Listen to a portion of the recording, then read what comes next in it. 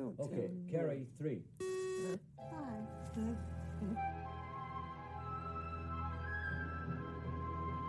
They love you. You know. This is Princess Leia Organa. You're listening to Planet Leia. Permission is granted to land on Planet Leia. Brought to you by Fanthatrax. Here is your host, Clair Henry. Welcome everybody, this is episode 2 of Planet Leia, and here with me is Christy Morris. Hello. And Johanna Niblis. I've said that wrong. Well, Go on, say it for us, Johanna. Johanna Nibelius. And with it being our second episode, of course, recently we've had San Diego Comic Con. Has either of you ever been? No. Nope, I've never been either. I'd like to go. Well, to me it actually looks too big. I mean, you hear all the news, but when you're there, to me it seems impossible to just keep on with what's actually happening, so I don't feel too tempted to go there. I prefer actually sitting here, hearing all the news and seeing everything that just gets announced there. I think I would just stay at the Star Wars zone. Oh, yeah. There's more than you could do, from what I hear. I would want to go for Star Wars and Marvel stuff, and the rest of it wouldn't be on my radar, really. But I think that with the amount of people I hear are there every year, it sounds like more than I want to deal with. And doesn't it sell out in minutes? I mean, I know this year's celebration did well, but... Yeah, you have to do like online when it's released, and you just have to be lucky to get the tickets. Yep. I mean, there's even been that Big Bang Theory episode when they are all like sitting there just clicking, trying to get tickets. Yeah, so to even get in. It's like VIP tickets for Celebration. Well, I don't even actually think they exist, VIP tickets for Celebration. I think they're a myth. Right. I've never seen them.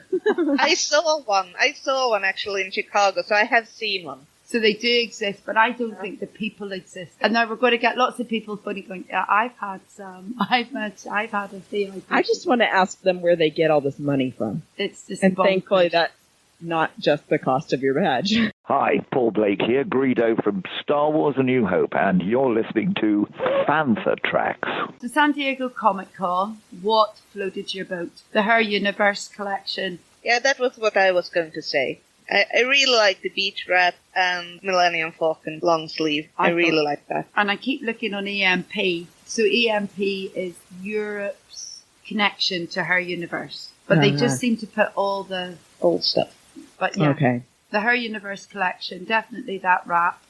I just thought it was very retro. I am wearing my Her Universe today. Oh yeah, so am I. It's my sister's Wars one on my stripy. Hold on, you're biting my backside. Oh, you have the Constellation shirt. Oh, yeah. and the shorts. And the shorts.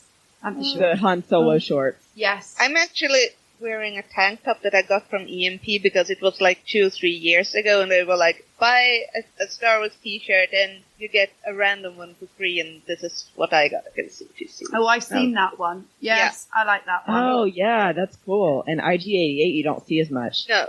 It's a Rogue One move development. So it must have been around that time, but like, hey, I got a shirt for free. Oh, nice. But I thought it was interesting that the Her Universe collection was a bit retro and still OT. Yeah, the Vacation collection. Yeah. It looks a little like 70s style, kind of like the Solo collection was. Yeah, I did like the Solo. The Solo collection was really nice. I also like the Solo collection. It's probably my favorite of like the film collections that I've had. Yeah, I agree. Did you see the jewellery? Did you see the rock glove jewellery? Are you talking about the Ahsoka ring? Yeah. Yeah, they're doing an Ahsoka Tano ring. And it's got like the bits here on the top. The good old knuckle duster. Pointy part, yeah. Don't mess with me. Get out of my face in the queue. Smack them. So they had the Jawa. There was a Gonk necklace. That was so cute. And the AT-AT, or how do you say AT-AT? Either one. They had like the Death Star, didn't they, in there? I think it was the thermal detonator. That's it, the thermal detonator, and I just thought that looked cool. You'll be able to get that, Christy, but we won't. No. Or, oh, really? No, Rock Glove don't have a license outside the US. Star Wars don't sell outside of the US. They don't get any European licenses or whatever. So And they won't ship internationally then either. No. Wow, I'm sorry. So basically what we get is through this EMP where you get her universe leftovers. That's what's coming to Europe. Sith Trooper, dunce, or actually going to do something in the next film? They still look so much like, let's take an ordinary trooper and spray paint them red. Everything is cooler when it's red. So I'm not totally bought on it. Yeah, I'm with you. I just keep thinking of, do you know the hip hop trooper? Yeah. Yeah. Have you seen him? I'm not convinced about the trooper. Those Sith troopers at Comic-Con, they were walking around because, like, every single photo I've seen of them, they have been in exactly the same pose. It was like, are there mannequins or are there actually people in them? Right. Are there not red troopers in the Resistance cartoon? Oh, well, Resistance, I'm not sure. I haven't watched that much of it. I've only watched the first couple of ones, but I was pretty sure there was a red trooper in it. And there have been red stormtroopers before. You have the expanded universe. You had it, so you have had quite a few red stormtroopers. They needed to say something new because there wasn't really anything new to announce. Yeah, that's what I think. I think so. This Sith Trooper reminded me too much of, like, the Praetorian Guard, even. Yeah. It did feel, like, reused rather than, why don't you just come up with something totally different? Now, I'm not really into Hasbro Black Series or anything like that, but I did like the Boba Fett helmet. Oh, I saw an Obi-Wan, 6-inch Hasbro Obi-Wan that's going to come out. And the face looks amazing. Yes. I'm not into figures or whatever, so. You can tell we are a little bit. Oh, yeah. No, like, really? collection behind me. No. the box is right there. I haven't even checked what they have, like, done. List either. I try to hold on, like, the only figures that I buy are those they actually have the costumes on. So it's like, I get a little mini collection of my costumes. Or Padme. Well, have they even made any, like, Jawa figures? They have, but I haven't. Well, you always have the old ones, and I don't have any Jawas or Tuscans, but otherwise I try to keep to the figures that I have costumes of. Well, I feel like now I need to send you the Jawa that I have because I think you would really like it. It's like a small plush Jawa, and when you squeeze it, he says Utini. Utini! I remember feeling hard done by when we went to Anaheim and then at San Diego Comic Con, I think, The Force Awakens, and then they took them all to the open air theatre and they all had an open air concert. Do you remember that? Harrison Ford turned up. Yeah, I remember that. Or rather the news about it. Yes, but I would like to go one day if I won the lottery. Yeah. That was actually one of the reasons why I was pretty sure that Han Solo was going to die in The Force Awakens, because otherwise Harrison Ford wouldn't have been to that event. It was like, no, he's way too much in all the marketing. He's going to die. You said the writing's on the wall. Yeah. And Luke Skywalker wasn't in the marketing, really, and he didn't really turn up, did he, until the end? Did you see that there was a Funko Pop, or Luke Skywalker Funko Pop, and there was only 80 of them made and released at San Diego Comic Con? Can you imagine what they're going on eBay for now?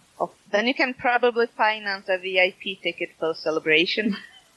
Right. Yeah, if you were the lucky one in the queue for that one. That's probably like some of the pins at Celebration this year. There were loads of pins turned up afterwards that I hadn't even noticed. But like some of them, or I think all of them, you could only get by, like, they would be at a certain booth, like Hallmark, for example, and you had to buy something to possibly get one. I got the Princess Leia one at the Kaiko Booty. I can't pronounce that.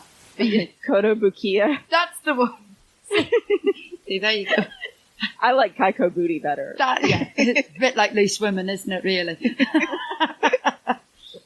Right. Oh, we're not saying that anybody on this program is a loose woman. No other meaning. Promise you.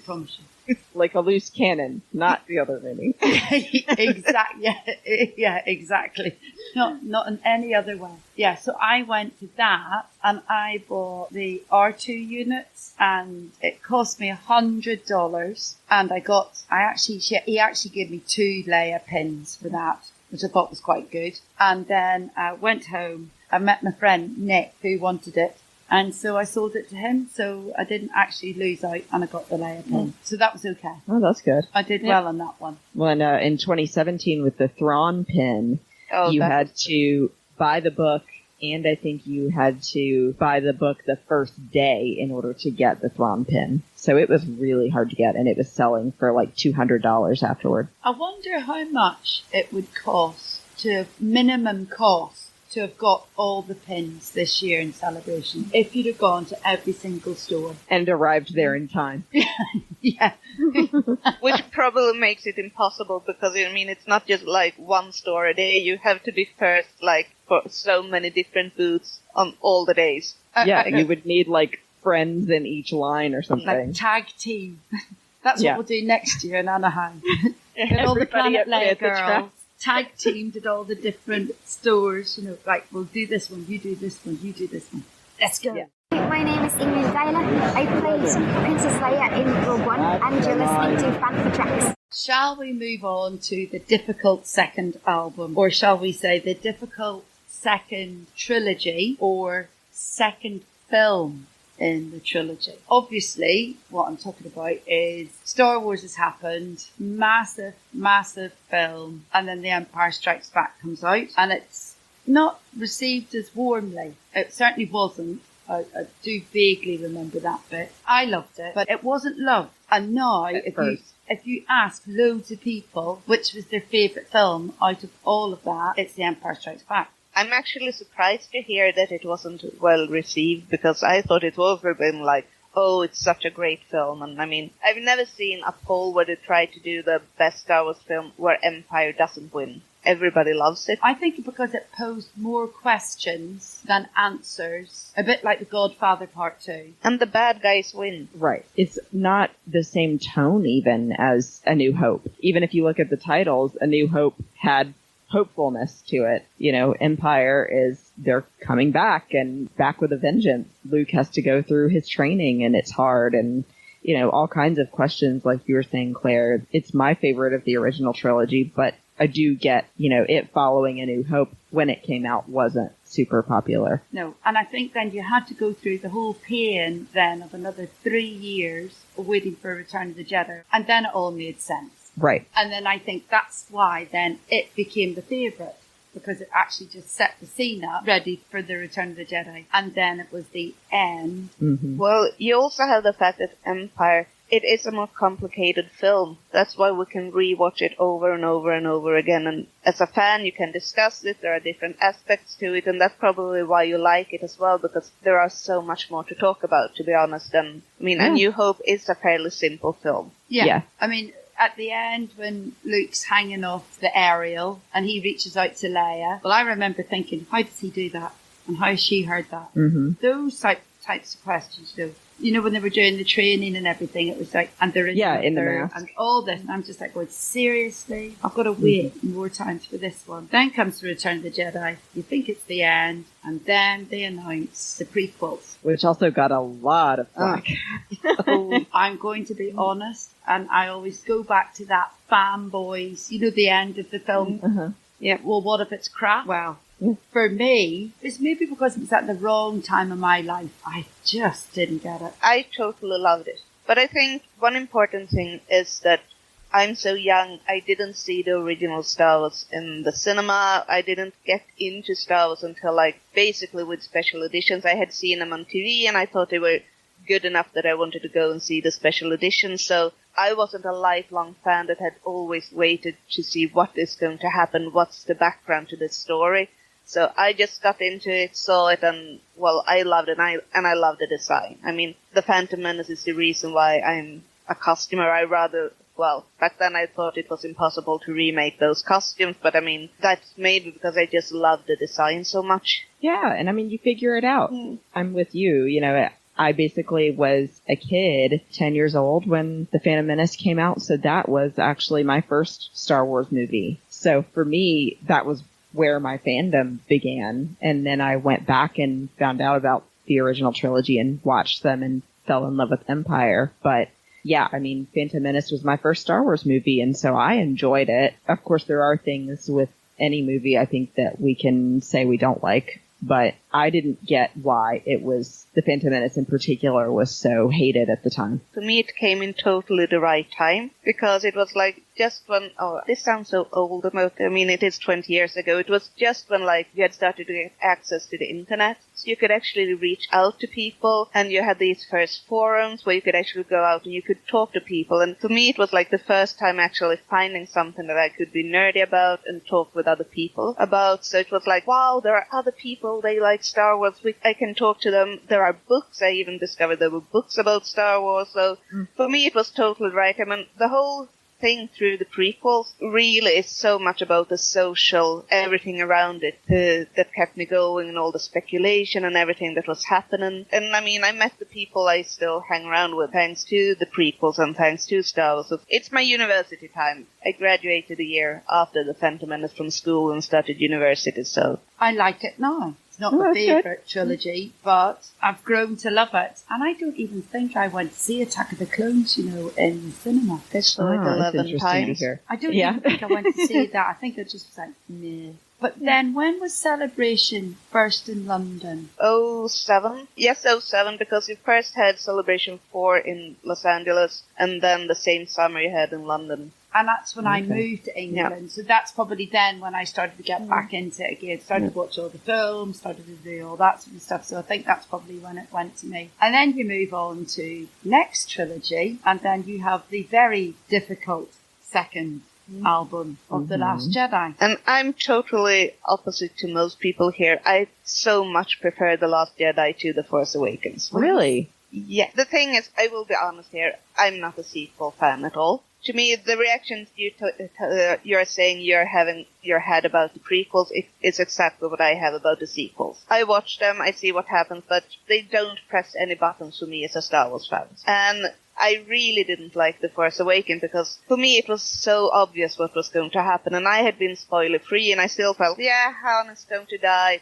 Kylo is the son of Han and Leia. Yeah, when The Last Jedi came, I thought it was much more interesting because I thought the film was more interesting. There are things, I don't call it a perfect film, but I still prefer to The Force Awakens because at least there is something unexpected happening in it. I like that you gave that perspective on it because I've honestly never heard someone say that before. And so I totally get that, where you're coming from on it, Johanna. For me, the reason that I liked The Force Awakens more was purely because of the introduction of Rey. I really felt like it was such a new way that they've dealt with a character of a woman leading role in Star Wars since Leia. I didn't feel like Padme really got her due in the movies. I felt like I liked Padme better in the Clone Wars. Yes. Yeah, definitely. I think that Rey in The Force Awakens, it was refreshing for me. I liked that she didn't really have a backstory or necessarily a relation to anyone else. So I found her really refreshing and cute, and like I was along with her for the ride. I do hope she's not a Skywalker. Oh, I want her to be a Skywalker. It's the Skywalker saga. Right. That's too obvious. Yeah, but maybe she won't be. In this case, I like the obvious. In that one situation, you want her to be. Yeah. No, I think this also has to do with the fact, I read a lot about the expanded universe in the old canon and, the legends. I haven't been able to get caught up with the new ones, but I had so much with me coming in from the legends canon and all the characters there, and I feel like, hey, I like Jane as a character, and so I think that was also a reason why I didn't like The Force Awakens, because I felt like I missed my old expanded universe. They didn't even make really any nod to any of it, did they, in The Force Awakens? No. It really was almost like Kylo Ren said, time for the past to die, so that's it, you're out. That's why Rogue One and Solo are so much more fun when I got that reference. I understood that. But Solo, for me, was huge because of the tie-ins to Rebels. And I love Rebels. I absolutely love it. I'm wearing the Hera sweatshirt right now, so I do love it.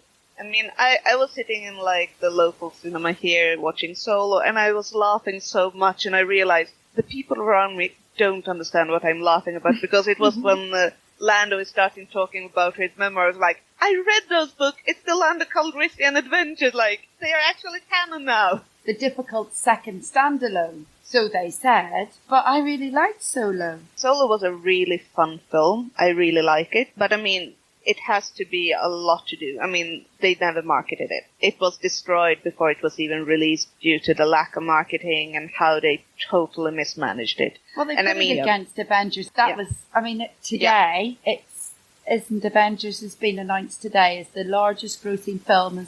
It's outdone Avatar. Thank goodness. I am with you on that one. It was a better film than Avatar.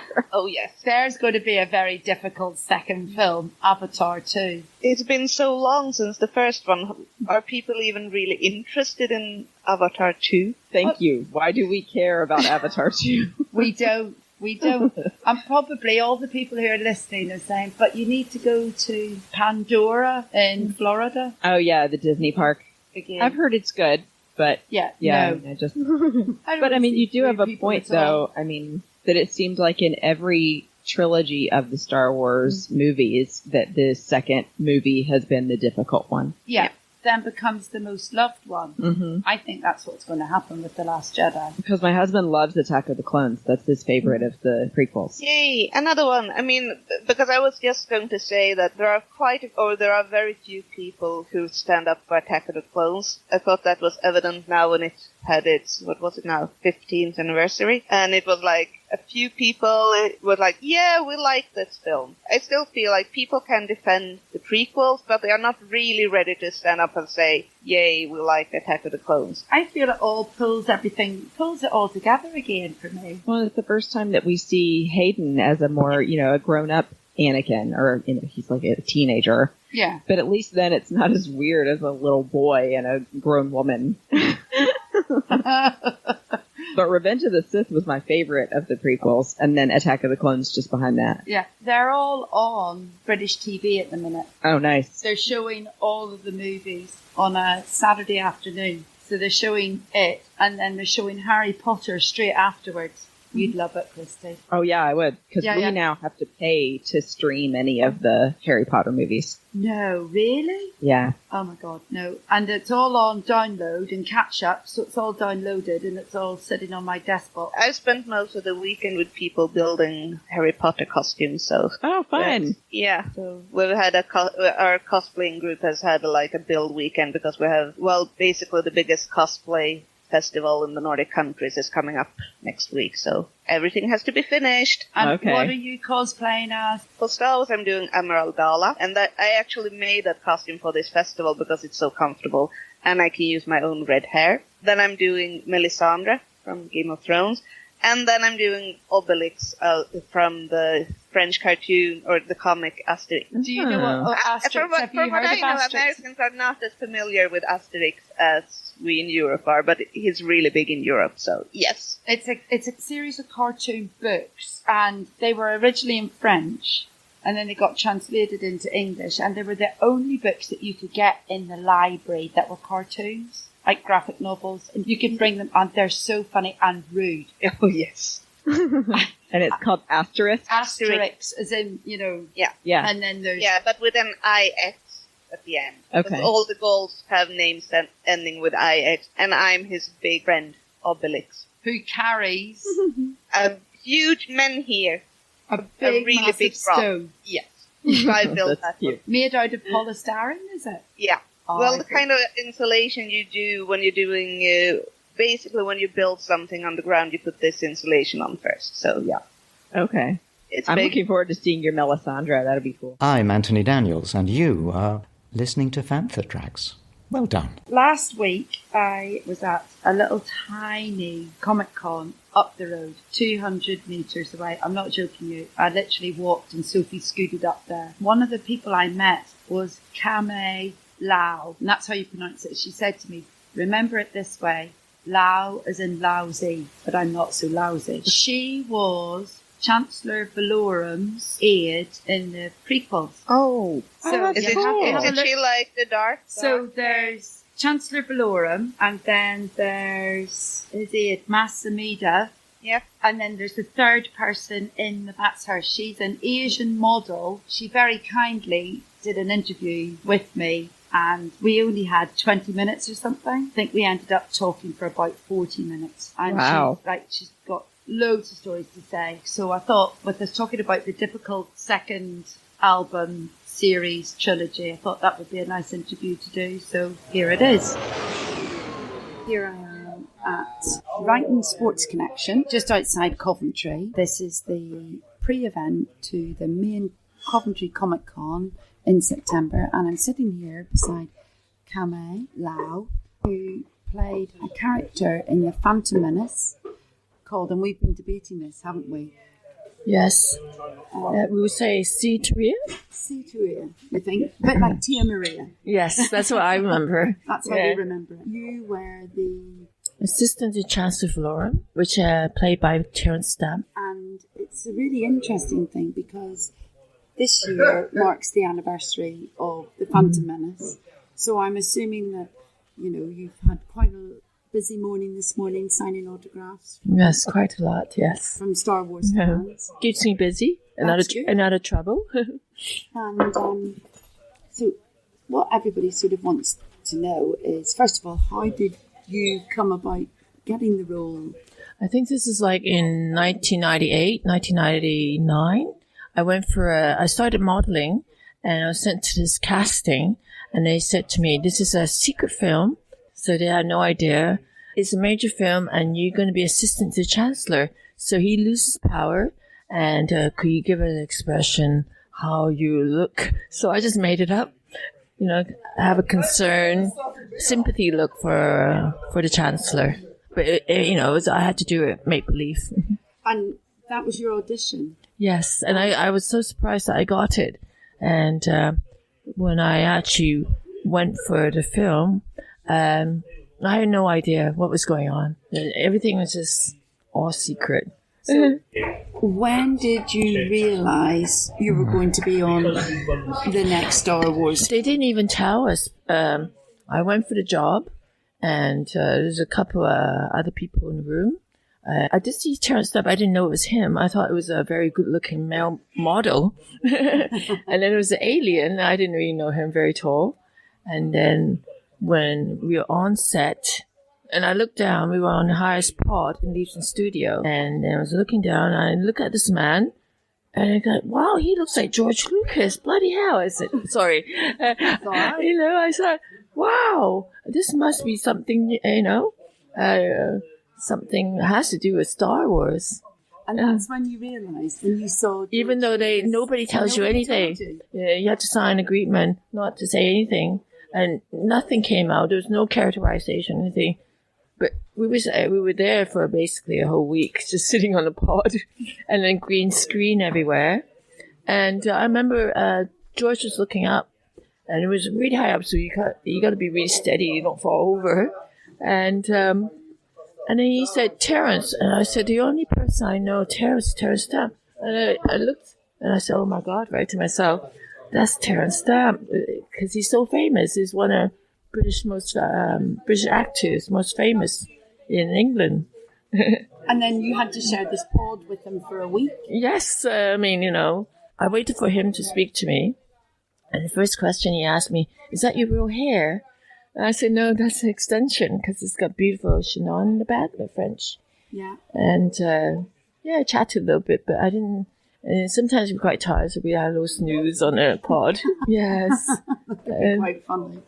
And then I asked him, I remember a really good film he did, Priscilla, Queen of Deserts. That's one of my favourite films. So I mentioned to him, I really like that. He said that's his favourite as well, because he said his hair was like something 3,000 Australian money, and that was the whole budget for the costume, for hair and makeup. You didn't really chat very much. And so preparations for going on sets, when did you arrive in the morning? I think I have to leave something like 4, get there at 5. I forgot how I did it. I might have took the train, but they got the taxi. Oh yeah, because I was a walk-on then. Yeah, yeah, and then the whole hair and makeup.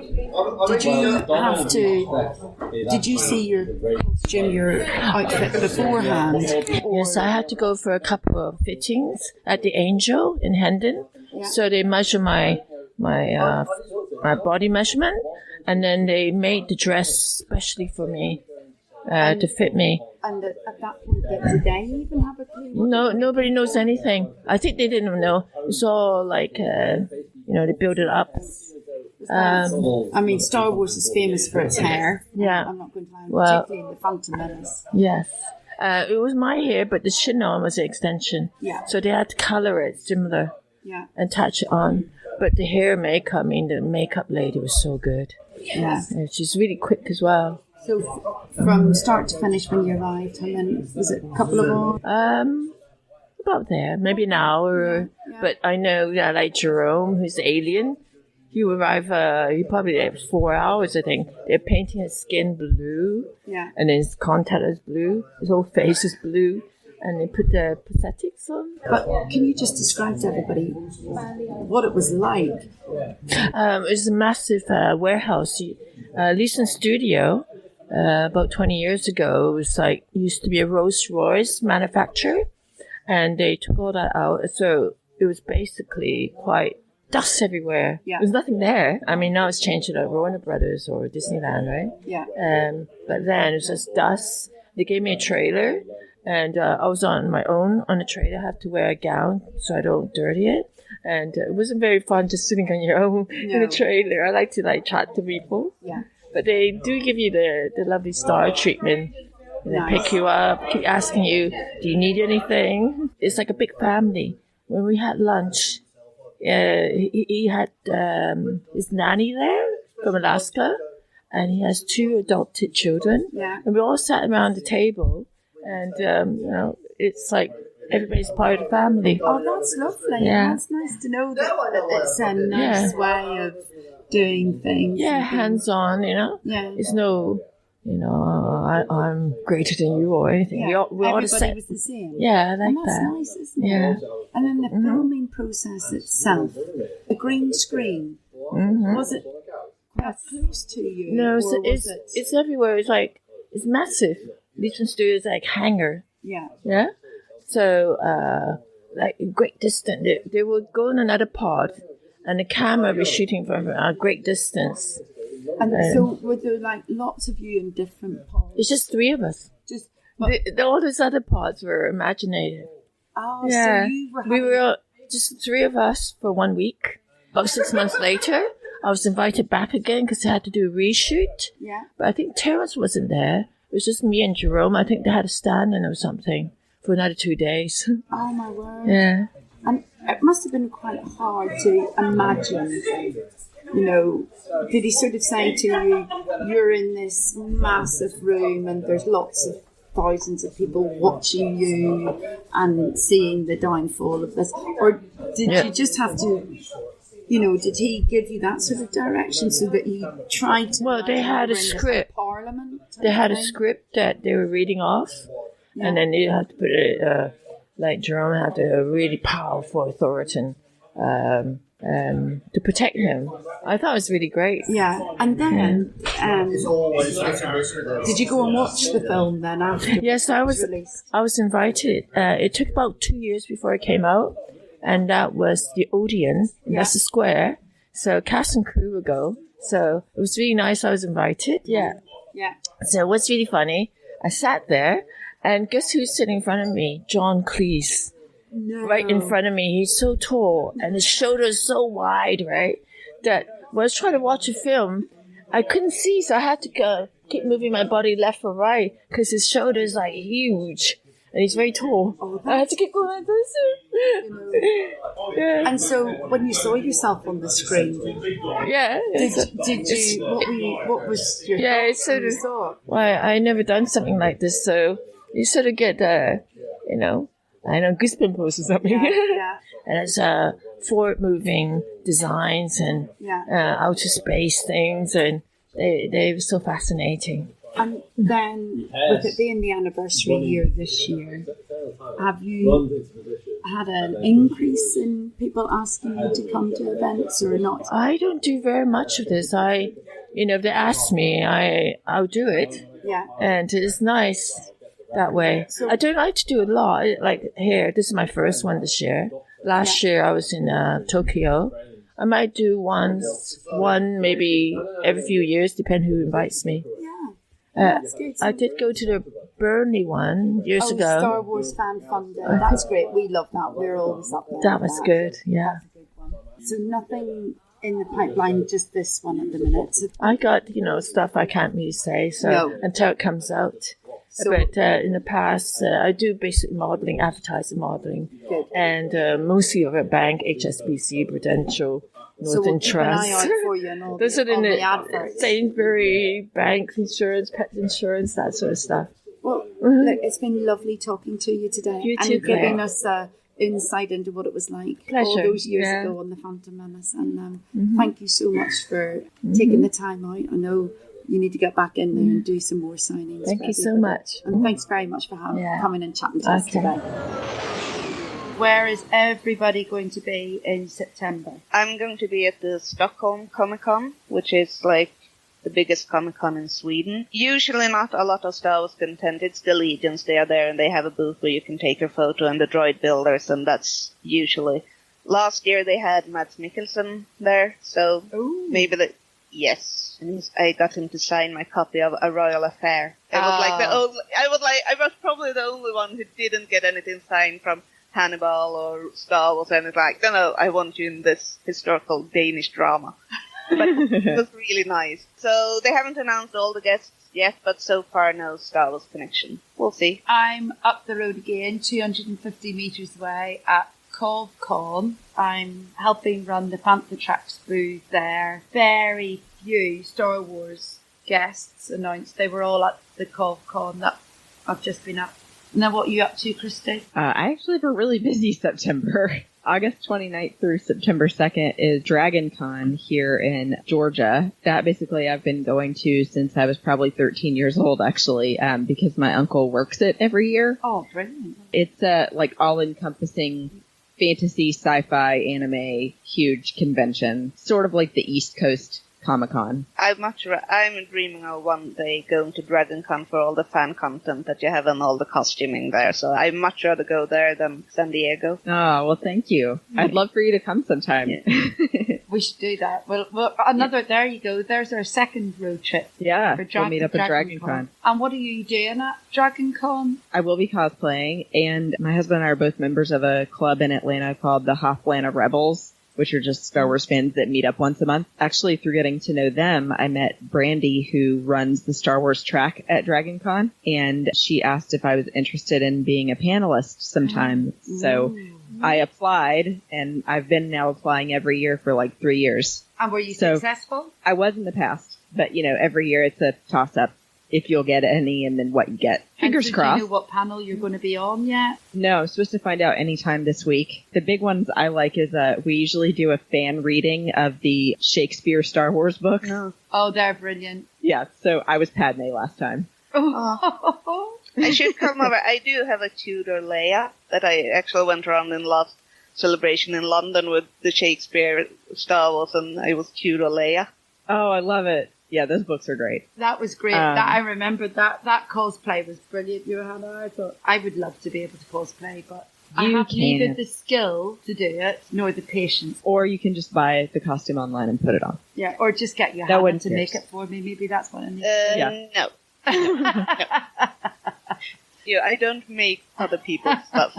And then what else are you up to in September? So I actually have a friend that I met in Chicago at Celebration this year. It's a friend's girlfriend. And we ended up having a lot in common. And when you just click with someone and you can't stop talking. So we've had a chat going since April, and she's coming to stay with me for a week for my birthday. Oh, brilliant. When's your birthday? September 12th. So what are you going to do? We're going to go do all the things that you would say, like, what's the best day ever? Nice. So I told her I wanted to do something outdoors and play with puppies. I'm in. I'll fly over. I'll join you. We'll see you off for lunch. Yeah, exactly. And I meant to say, since Johanna mentioned the Star Wars guests possibly or not at the con that you're going to, the only one that's coming that I know of for Dragon Con is Jonas. Ooh. But that's a good one. So, that's a good one. Oh, we're hoping to get to meet him. Apparently.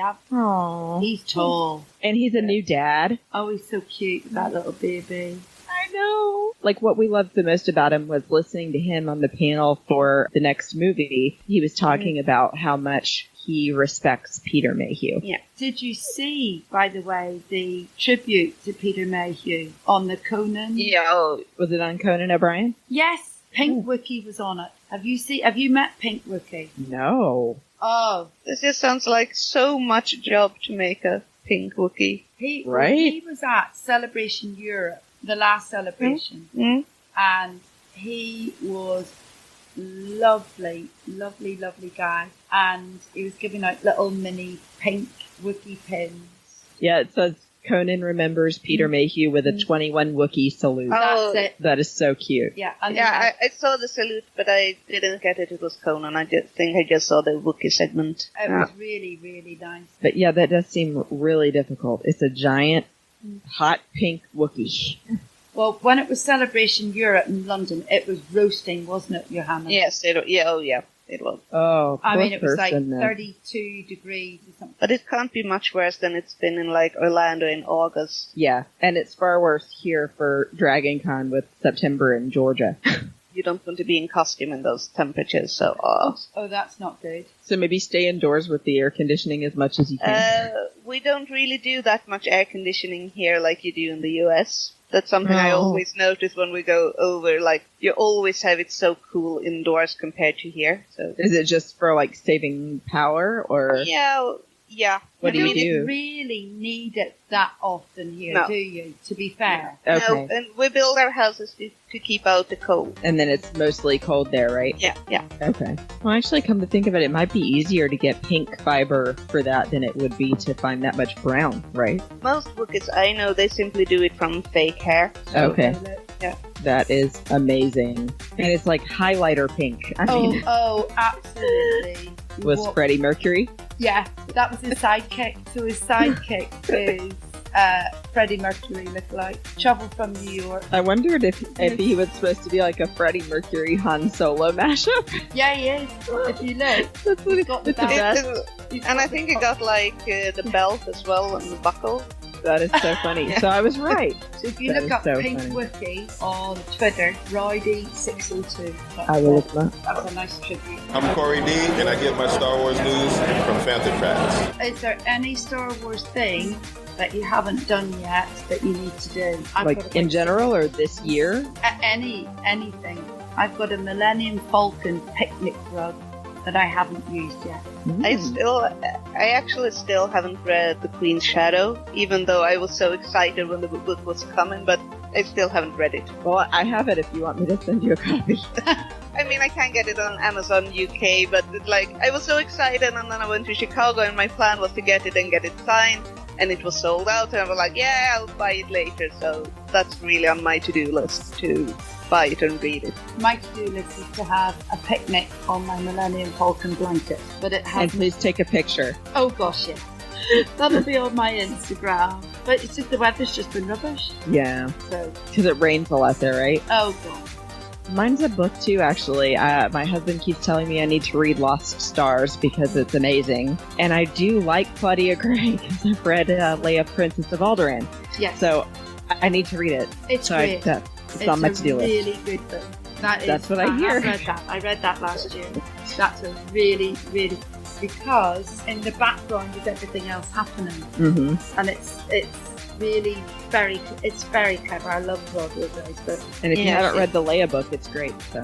Oh yeah, I love it. Thank you very much for listening to the second difficult album or episode, although it hasn't been that difficult at all, has it really? From Christy, myself and Johanna, we love you. You know. You know.